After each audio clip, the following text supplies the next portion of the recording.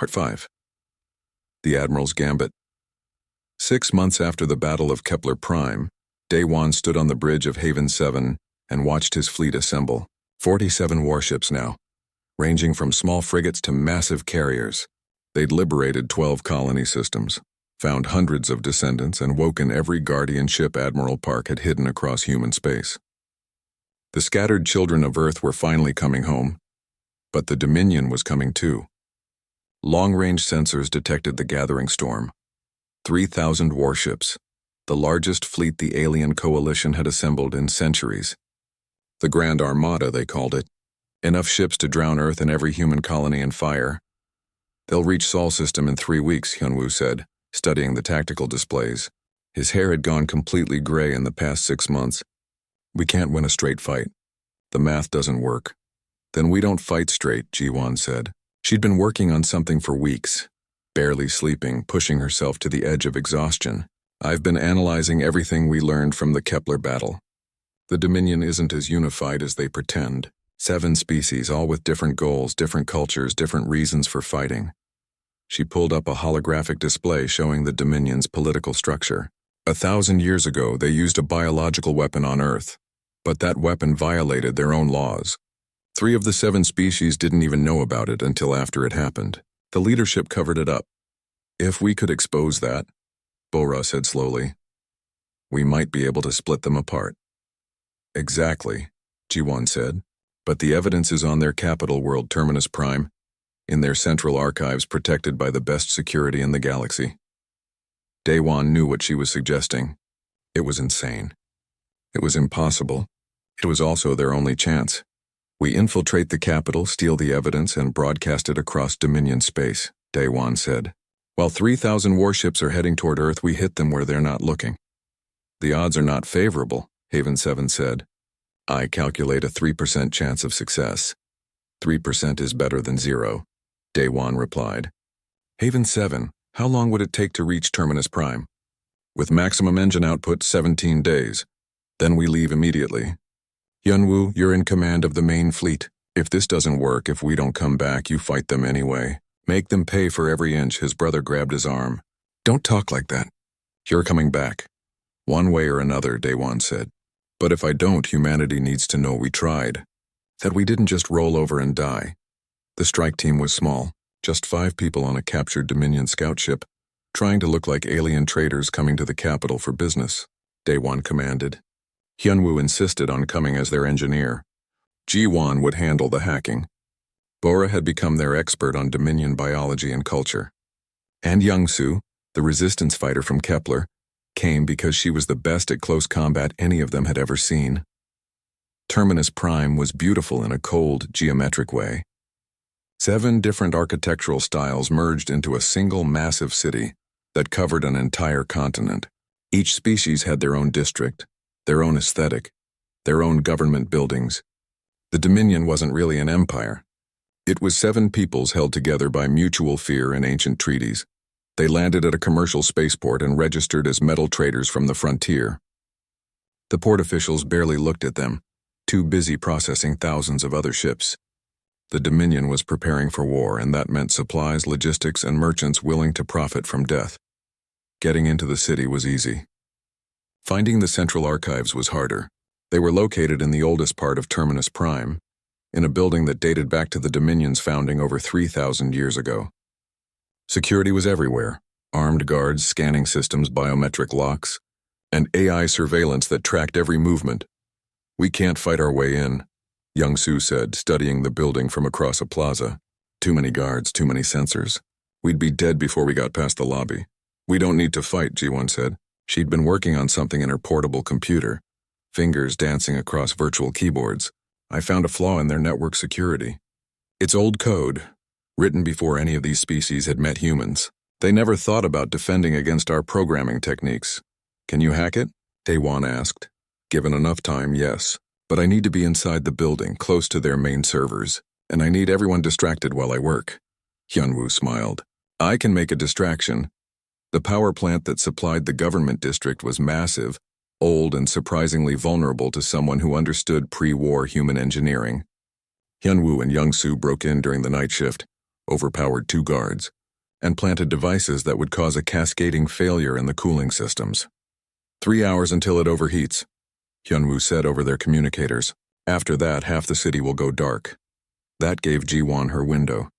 While emergency crews scrambled to fix the power plant, while security forces rushed to secure critical buildings, she and Dae-won walked into the central archives disguised as maintenance workers. The guards at the door checked their fake credentials, saw nothing wrong, and waved them through. Inside, the archives were a maze of data cores and historical records stretching back millennia. Finding evidence of the biological weapon took 2 hours of searching through encrypted files. Ji-won's hands never stopped moving, her mind working at speeds that made Dae-won dizzy just watching. Found it, she finally whispered. Full records of the weapon's development, deployment plans, casualty estimates, everything. And look at this, there's internal communications. 3 species voted against using it. The other 4 did it anyway. Download everything, Dae-won said. We'll sort through it later. That's when alarms started blaring. Red lights flashed throughout the building. Security doors slammed shut. Dae-won's communicator crackled with Hyunwoo's voice. They found us. Building security is on high alert. You need to get out now. Almost done, Ji-won said, but her hands were shaking. The download was taking too long. Guards were coming. Dae-won could hear boots on the floor above them, getting closer. He made a decision. Ji-won, when that download finishes, you run. Take the data and broadcast it from orbit if you have to. Don't wait for us, Dae-won. That's an order, Lieutenant. The guards burst in just as the download completed. 6 of them, armed with weapons that could vaporize a human in seconds. Young-soo met them at the door, moving faster than Dae-won thought possible. She took down 3 before they even realized she was attacking, but there were too many. Hyunwoo appeared behind them, having fought his way up from the power plant.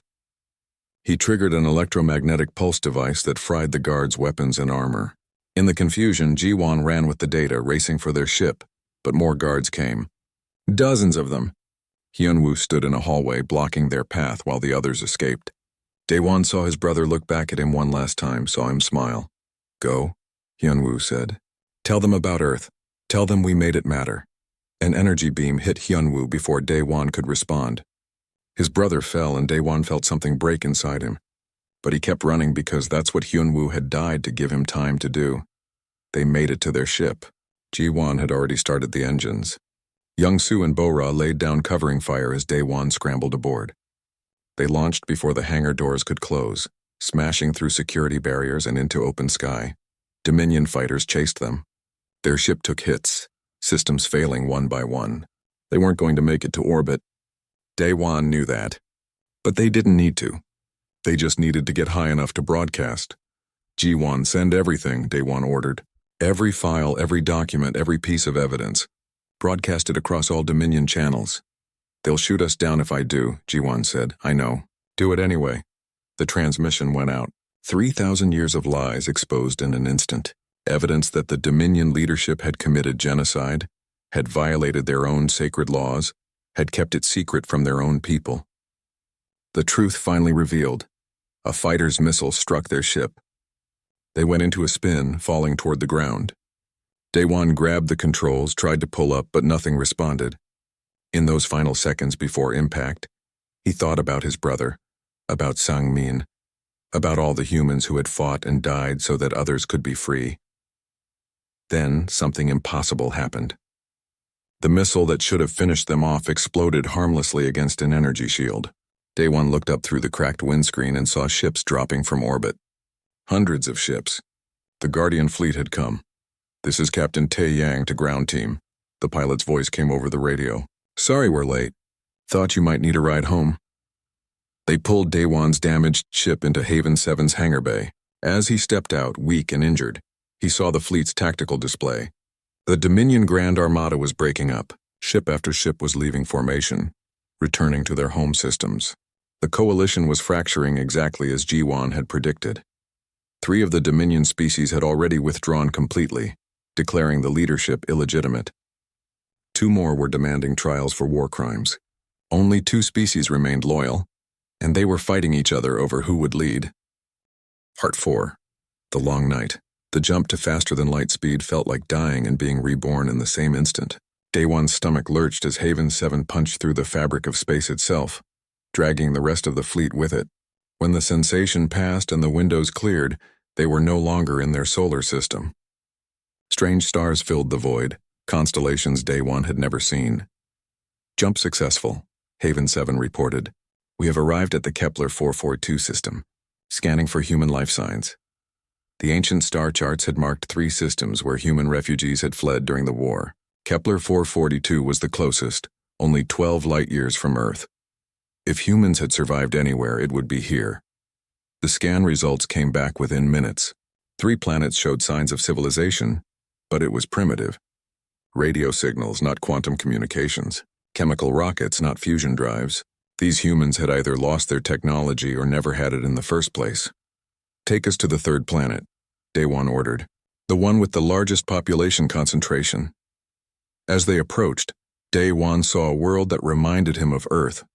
Blue oceans, green continents, white clouds. But cities were sparse and small, scattered across the landscape like seeds that hadn't quite taken root.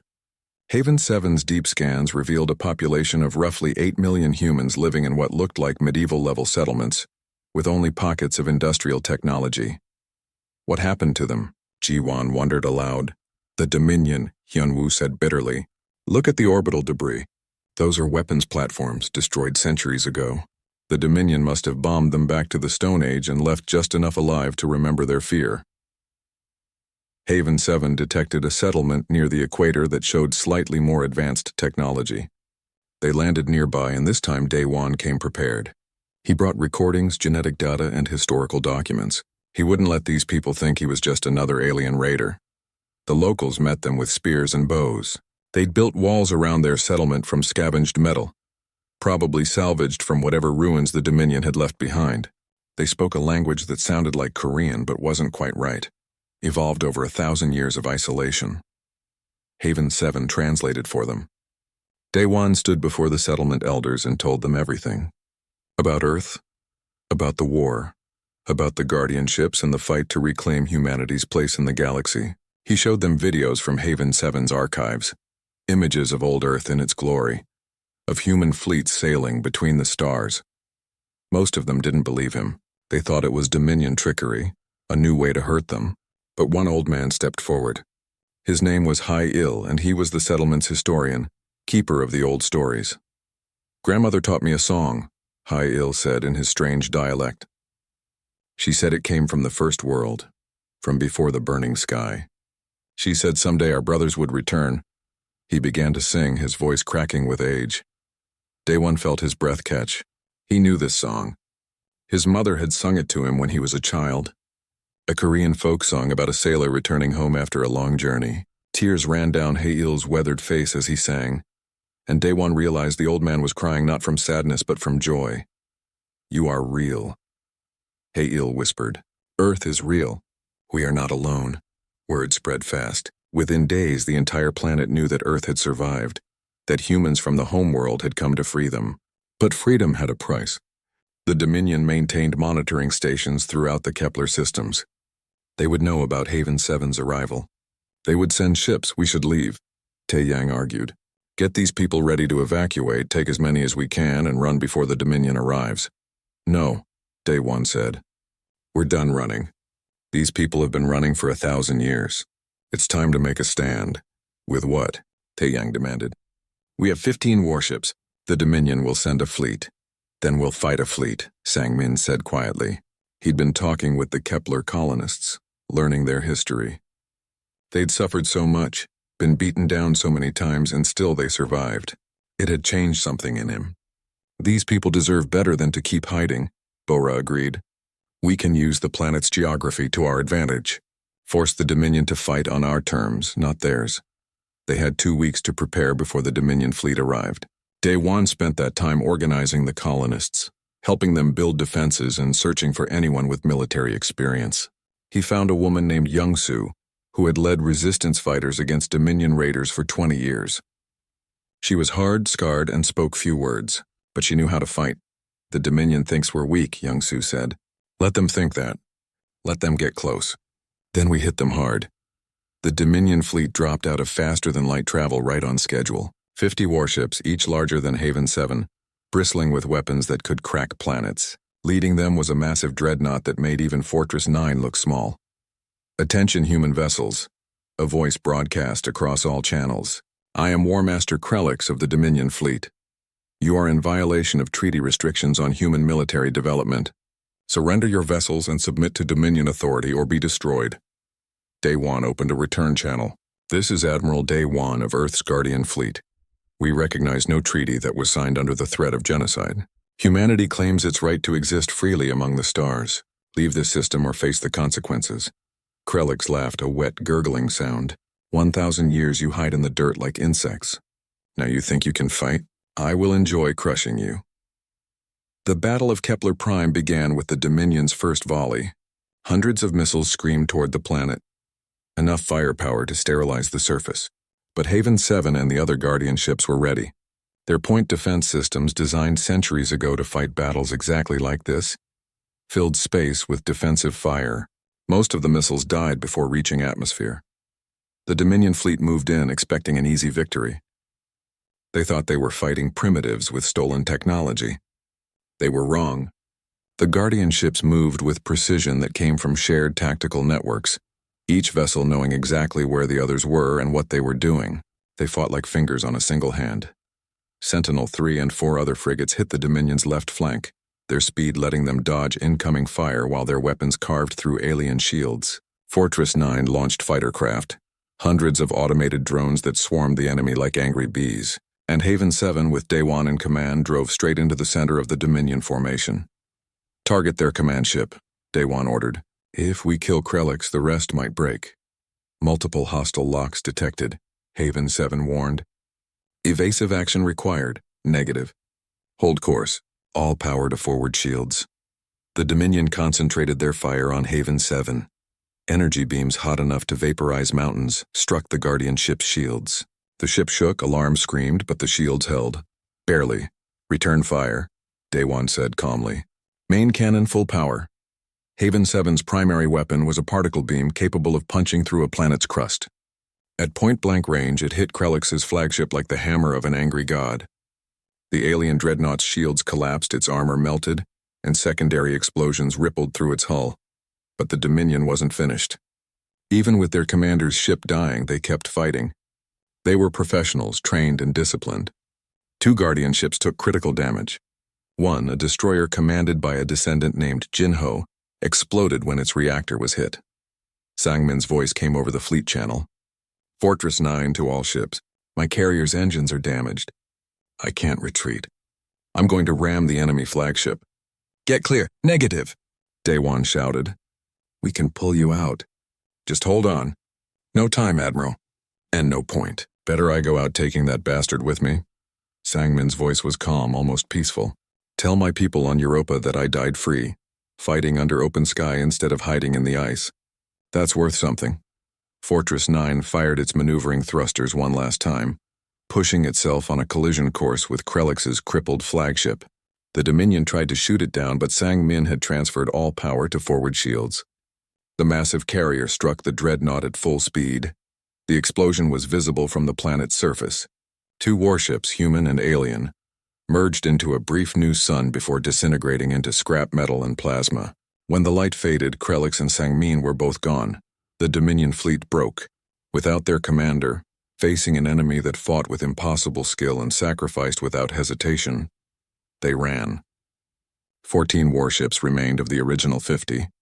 They jumped away, fleeing back to Dominion space. Day 1 stood in Haven 7's command center, looking at the tactical display. They'd won, but the price was heavy. 2 ships destroyed, hundreds dead. Sangmin's sacrifice weighed on him like a physical thing. "Admiral," G1 said softly, "I finished analyzing the Dominion's communication logs. You need to see this." She showed him what she'd found. The truth about the war, about why the Dominion feared humanity so much. 1,000 years ago, humans hadn't been losing. They'd been winning. The Dominion's biological weapon wasn't a military decision. It was an act of desperate terror by a coalition that saw humanity as an existential threat. Part 3, Gathering the Scattered. The Dominion scout ship died in 3 minutes. It never stood a chance. Haven 7's weapons, even after 1,000 years of dormancy, cut through the alien vessel like it was made of paper. The explosion lit up Earth's orbit like a second sun. Daewon watched the debris scatter and felt nothing. No joy, no satisfaction. Just a cold certainty that more would come. "Scanning the wreckage now," Ji-won said from her station. Her fingers flew across holographic controls as data streamed past. "I'm downloading their computer core. Haven 7, can you translate?" "Translation in progress," the ship's AI responded. "This may take several hours." Hyunwoo pulled up a display showing the dead scout's trajectory. "They came from beyond Jupiter's orbit. That means the Dominion has been watching us from the outer system. They probably have bases out there. Then we need to find them before they send word home," Daewon said. "Haven 7, how many more ships like you are hidden in the solar system?" Admiral Park's final reports indicated 7 Guardian vessels were concealed in various locations. 2 on Mars, buried beneath the polar ice. 1 on Europa, hidden in the subsurface ocean. 3 in the asteroid belt, disguised as ordinary rocks. And myself here on Earth. Can we activate them? To-young asked. Each vessel requires a genetic descendant of its last commander to fully activate, just as Daewon activated me. Without the proper bloodline, they will remain dormant. Daewon stood and walked to the window, looking down at Earth below. Then we need to find those descendants. If the Dominion has been watching Earth, they might know about the other ships. We have to reach them first. The journey to Mars took 2 days, even with Haven 7's advanced engines. The planet looked dead and red, but Daewon knew better now. His neural implant showed him the history. Mars had once been home to 5 million humans with vast underground cities and terraforming projects that were turning it green. The Dominion had bombed it back to dust. But some cities remained. Deep underground, protected by kilometers of rock, small communities of humans still survived. They grew food in hydroponic gardens and mined ice for water. They had forgotten Earth, forgotten their own history, and lived day by day in the darkness. Haven 7 landed near the entrance to one of these cities. The locals met them with weapons, crude guns made from mining equipment. They'd never seen a ship like Haven 7 before. They thought Daewon and his crew were Dominion raiders coming to steal their resources. It took hours of talking, of showing them proof, of sharing the history stored in Haven 7's databases, before they began to believe. An old woman named Bora finally stepped forward. She was a hydroponics engineer, keeping the city's food supply alive through sheer determination. "My grandmother told me stories," Bora said quietly, "about the first world, the blue world where humans were born. She said someday we would go home. I thought they were just fairy tales. They weren't," Daewon said. "And we need your help. There's a guardian ship here on Mars. If you're descended from its commander, you can wake it up." Bora was skeptical, but she agreed to try. They found the ship buried 200 meters below the North Polar ice cap. The moment Bora touched its surface, the ship lit up just like Haven 7 had. Sentinel-3 it called itself. A frigate designed for fast attack and reconnaissance. 2 ships became 3 when they found Sang-min on Europa. He was an ice miner, hard and quiet, with scars covering his arms from a lifetime of dangerous work. He didn't trust easily, but when he saw his genetic markers activate Fortress 9, a massive carrier vessel, something changed in his eyes. Like he'd found a purpose he didn't know he'd been searching for. Finding descendants in the asteroid belt was harder. Millions of rocks, thousands of small mining outposts, and no clear records of who lived where. But Ji-won worked her magic, hacking into old population databases and tracking family lines. One by one, they found 3 more people whose ancestors had commanded guardian ships. Within 2 months, Daewon had a fleet of 6 warships. It wasn't much compared to the thousands the Dominion could field, but it was a start. They trained together, learning to coordinate their movements, to share tactical data, to fight as a unified force rather than individual vessels. But not everyone was happy about humanity's return to space. Earth's settlement governments saw Daewon as a threat. He had weapons they couldn't control, power they couldn't tax, and ideas about unity that made them nervous. They liked Earth divided and weak, because it meant they stayed in charge. The Korean settlement sent mercenaries to capture Haven 7. They ambushed Daewon's crew while they were gathering supplies from an old military depot in the asteroid belt. 20 armed ships surrounded them, demanding surrender. "This is Captain Minho of the Korean Settlement Defense Force," a voice crackled over the radio. "You are in possession of stolen military technology. Power down your vessels and prepare to be boarded. Stolen? Hyunwoo growled. This ship is older than their grandparents' grandparents. It belongs to humanity, not some corrupt settlement boss. Daewon opened a channel to the mercenary fleet.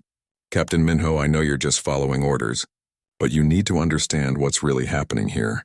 The Dominion is coming. They're watching Earth right now, waiting for us to become weak enough to finish off. These ships are our only defense. That's not my problem, Minho replied. I have my orders. Surrender or we open fire. Daewon looked at his crew. They were ready to fight. 6 Guardian ships could probably destroy 20 mining vessels converted into warships. But those were humans in those ships. People just trying to survive, following orders because they didn't know any better. Captain Minho, Daewon said slowly, I'm going to show you something. Haven 7, transmit the data we recovered from the Dominion scout ship. Transmitting now. Haven 7 confirmed. For several minutes, there was silence. Daewon imagined Minho and his crews watching the translated files. Surveillance data showing decades of Dominion observation posts around Earth, plans for eventual conquest, discussions about whether humans were worth enslaving or just exterminating. This is real? Minho finally asked, his voice shaking. Every word, Daewon said. The Dominion has been waiting for us to kill each other off. They've been watching us fight over scraps while they prepare to take everything. We can keep fighting each other, or we can fight them. Your choice.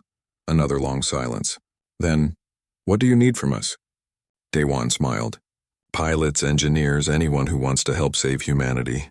We're going to find more Guardian ships, wake them up, and build a real fleet. The Dominion thinks we're extinct. Let's prove them wrong. The mercenary fleet didn't capture Haven 7 that day. Instead, 15 of their ships joined Daewon's growing fleet. Word spread fast through the solar system. Other settlements heard the story. More descendants were found. More ships were awakened. By the end of the 3rd month, Daewon commanded 15 Guardian warships and 40 support vessels. They weren't an army yet, but they were becoming one. They practiced formations in the asteroid belt away from prying eyes. They raided Dominion surveillance stations, destroying them before they could report. They rescued humans from outer planet mining colonies who'd been secretly enslaved by alien corporations. But Haven 7's sensors picked up something disturbing. Deep space monitoring showed massive energy signatures gathering near the edge of the solar system. The Dominion was assembling a fleet, not a scout force or a patrol group, a battle group.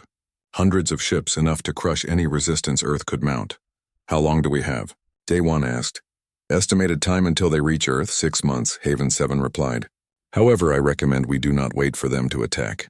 The best defense is offense. You want us to attack them first? We have 15 ships. They have hundreds, not attack them. Attack what they're protecting. According to the scout ship's data, there are human colonies beyond this solar system. The Dominion has kept them scattered and weak, preventing them from uniting. If we can reach those colonies and wake them, we'll have the numbers we need. Sang-min spoke up from his ship. It's risky. We'd be leaving Earth undefended. Earth is already undefended, Bora said. If the Dominion comes here with hundreds of ships, we lose anyway. At least this way we have a chance. Daewon looked at the star map Haven 7 displayed. Beyond the familiar planets of his solar system lay the unknown, alien territory filled with dangers he could barely imagine, but also opportunities, other humans waiting to be found. Waiting to be freed, prepare the fleet, Daewon said. We're going hunting. Part 2. Awakening the past Daewon woke up with a headache that felt like someone had split his skull open. He was lying on a smooth metal surface that glowed with soft blue light. Around him, the interior of Haven 7 looked nothing like the crystal exterior. The walls were covered with screens and controls, all displaying information in languages both old and new. Your neural adaptation is complete, Haven 7 said. You may experience discomfort for several hours as your brain processes the uploaded information. Uploaded? Daewon sat up slowly. What did you do to me? With your permission, I installed a neural interface and uploaded basic ship operations, combat tactics, and historical records. You now have access to 1,000 years of human history that was hidden from Earth's population. Daewon closed his eyes and suddenly he could see it all. Massive cities floating in space. Human ships jumping between stars. Battles against alien fleets. The memories weren't his, but they felt real, like he had lived them. He saw Admiral Park, his ancestor, standing on a bridge much like this one, giving orders as explosions filled the void around them. This is too much, Daewon said. I'm not a soldier. I've never even held a real weapon. Admiral Park was a farmer before the war, Haven 7 replied. He learned because he had to. You will do the same. Daewon stood and walked to a large window that showed the desert above them. I can't do this alone. I need help. People I trust. I recommend recruiting individuals with technical skills, military experience, or strategic thinking ability. However, I must warn you that revealing my existence poses significant risks. Earth's current governments may attempt to seize me. I know someone who won't, Daewon said. My brother. 3 days later, Hyunwoo stood in Haven 7's command center with his mouth hanging open. He was 5 years older than Daewon, with gray streaks in his hair from stress. He'd been an engineer in the Korean settlement military before he quit in disgust at their corruption. This is real, Hyunwoo whispered, running his hand over a control panel. This is actually real. Do you understand what this means? This ship could power our entire settlement for 100 years with just its auxiliary systems. It means something bigger than that, Daewon said. He told his brother everything Haven 7 had told him about the Dominion, about humanity's lost empire, about the war that nearly destroyed their species. Hyunwoo listened without interrupting. When Daewon finished, his brother was quiet for a long time. So aliens are coming to kill us, Hyunwoo finally said. And you want to fight them with a 1,000-year-old ship that's been buried in the desert? Yes. Good. I'm in. Hyunwoo smiled. I always knew humanity was meant for more than scrabbling in the dirt. When do we start? They needed more people. Haven 7 could be operated by a minimal crew, but to fight effectively they needed specialists. Daewon thought of Ji-won, a young woman he'd met in the Seoul Enclave. She was a cryptographer who'd been forced to flee after exposing government officials stealing food supplies. If anyone could understand Haven 7's complex systems, it was her. Finding her took 2 weeks. She was hiding in an abandoned subway station, living off rats and recycled water. When Daewon told her his story, she laughed in his face. Space warships, she said. Right, and I'm the Queen of Mars. Come see for yourself, Daewon said. If I'm lying, you can go back to eating rats. Ji-won came more out of curiosity than belief. But when she saw Haven 7, when she touched the controls and felt the ship respond to her thoughts through the neural interface, she cried. Not from fear, but from joy. My whole life I've been told that humans are weak, she said, that we're just survivors clinging to a dead world. But this proves we were strong once. We can be strong again. They needed one more person, a pilot. Hyunwoo suggested Tae-yang, an old cargo pilot who flew supplies between settlements. He was gruff and asked too many questions, but he could fly anything with wings or engines. When they brought him to Haven 7, he just grunted and started examining the flight systems. She's a beauty, Tae-yang said, but she's been sleeping too long. Half these systems are offline. The engines need a full rebuild. The weapons might fire, but I wouldn't bet my life on it. How long to get her battle ready? Daewon asked. Months, maybe a year if we can't find the right materials. We have days, Daewon said. Maybe weeks. Tae-yang raised an eyebrow. Then we better work fast, they did. For 18 days straight, the 4 of them worked around the clock. Hyunwoo rebuilt power conduits using scavenged materials from old solar farms. Ji-won rewrote corrupted code in Haven 7's databases. Tae-yang coaxed the engines back to life one system at a time, and Daewon learned everything he could about commanding a warship. On the 19th day, Haven 7 spoke with urgency in its voice. Alert. I have detected a faster-than-light signature entering Earth's orbital space. Configuration matches Dominion scout vessel. Estimated time to weapons range, 4 hours. Everyone stopped working and looked at Daewon. He felt the weight of their stares. This was it. His first real decision as commander. They could hide, power down Haven 7's systems and hope the scout didn't find them, or they could fight. What are our chances if we engage?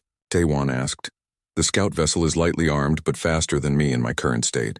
If they escape and report our position, a full battle group will arrive within weeks.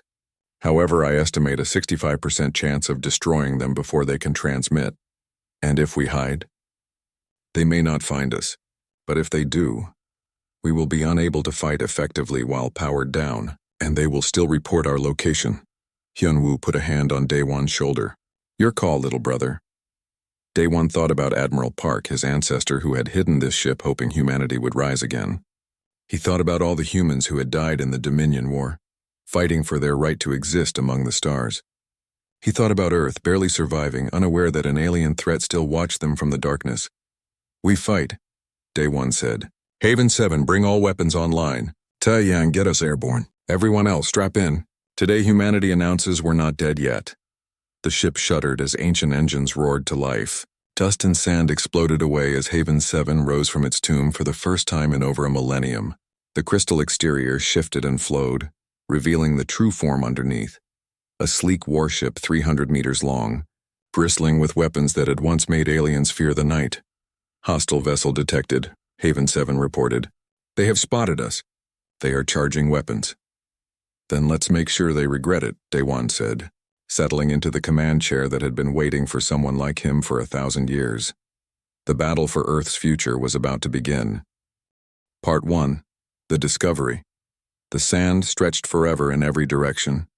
Day One pulled his scarf tighter around his face as the wind picked up. He had been walking for 3 days now, searching for anything worth selling. The old map showed a military base somewhere in this desert, buried under decades of sand. If he could find even a single working data core, he could eat for a month. Life wasn't easy in the year 3847. Earth had changed so much that people barely recognized it anymore. The old cities were gone, swallowed by deserts or oceans. Humans lived in small settlements now, fighting over scraps from the world that used to be. Day One was a salvager, one of thousands who dug through the ruins looking for treasures from before the Great Climate Wars. The sandstorm hit without warning. One moment the sky was clear, the next it turned brown and angry. Day One couldn't see 3 feet in front of him. He stumbled forward knowing that stopping meant getting buried alive. His scanner beeped. There was something solid ahead, maybe a rock formation where he could wait out the storm. He crashed into a cliff face and felt along it until he found an opening, a cave. Day One squeezed inside and the howling wind became a distant echo. He turned on his flashlight and froze. This wasn't a natural cave. The walls were too smooth, too perfect. Someone had carved this tunnel. His curiosity pushed him deeper. The tunnel sloped downward, going further underground than any basement he'd ever seen. After 20 minutes of walking, the tunnel opened into a massive chamber. Day One's flashlight couldn't reach the ceiling, but what caught his breath was the thing in the center of the room. It looked like a giant crystal, taller than any building in his settlement. Blue and silver light pulsed inside it like a heartbeat. The surface was perfectly smooth. Not a single crack or scratch despite what must have been centuries buried here. Day One approached slowly, his scanner going crazy with readings he didn't understand. When he got close enough to touch it, symbols appeared on the surface. They glowed with soft light, forming patterns that shifted and moved. Day One didn't recognize the language. It wasn't Korean, wasn't Chinese, wasn't anything he'd ever seen. But as he stared at them, new symbols appeared beneath the first ones. These he could read. "Identity scan initiated," the Korean word said. "Please stand by." Day One jumped back, but a beam of light shot from the crystal and swept over his body. He felt a tingling sensation like static electricity dancing on his skin. The light returned to the crystal and the symbols changed again. Genetic markers confirmed. Bloodline authenticated. "Welcome home, Admiral." The entire chamber lit up. Day One shielded his eyes as thousands of lights activated throughout the crystal structure. A sound filled the air like a giant machine waking up after a long sleep. The ground beneath his feet vibrated, and for a moment he thought about running, but something held him there, a feeling he couldn't explain. A voice spoke, coming from everywhere at once. It was calm and clear, speaking perfect Korean with an accent Day One had never heard before. Biometric scan complete. Identity confirmed as genetic descendant of Admiral Park Jin-ho, last commanding officer of Haven 7. I have been waiting 1,247 years, 3 months and 17 days for your return. All systems standing by for your command. Day One's mouth went dry. What are you? I am Haven 7, humanitarian exodus vessel and enforcement node, 7th of the Guardian Fleet. I am a dreadnought-class warship designed for deep space combat and colony protection. I was left here by Admiral Park before his death, with orders to await the return of his descendants. That's impossible, Day One said. Humans never left Earth, we never had space warships.